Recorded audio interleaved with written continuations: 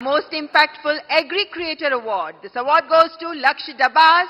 I invite his brother Mrinal Dabas to receive the award on his behalf. कृषि को लेकर innovative technique से कैसे हम कृषि को समृद्ध कर सकते हैं, इसी पर काम करते रहे हैं लक्ष्य दबास। बधाई हो, आपका लक्ष्य सफल हो। बहुत बहुत शुक्रिया इस मंच से बुलाने के लिए प्रधान साहब।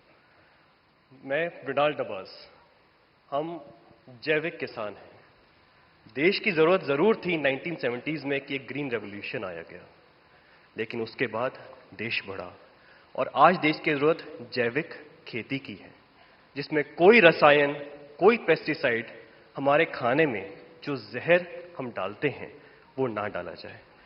इसी संदर्भ में हमने 30,000 से ज्यादा किसानों को अपने खेत में बुला के, हम जटखोड़ खेत से बिलोंग करते हैं जो दिल्ली सोनीपत बॉर्डर पे है, बुला के कैसे जैविक खेती की जाती है, किस तरह कीटों से बचाया जाता है, उस संदर्भ में उनको सिखाया है।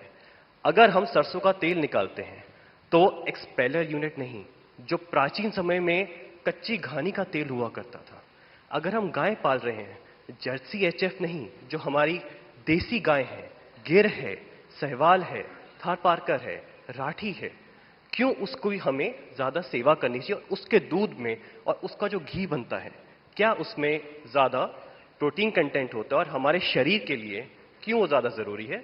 इसी संदर्भ में हमारा उद्देश्य रहता है। और देखिए, लक्ष्य आप स्वयं तो एक मिशन बोर्ड में इस काम को कर रहे हैं, लेकिन आज आपका यहां आने से इनको भी और देश को पता चलेगा कि ऐसे नौजवान, जबकि दुनिया कुछ अलग सोचती है, ये अलग सोच रहा है।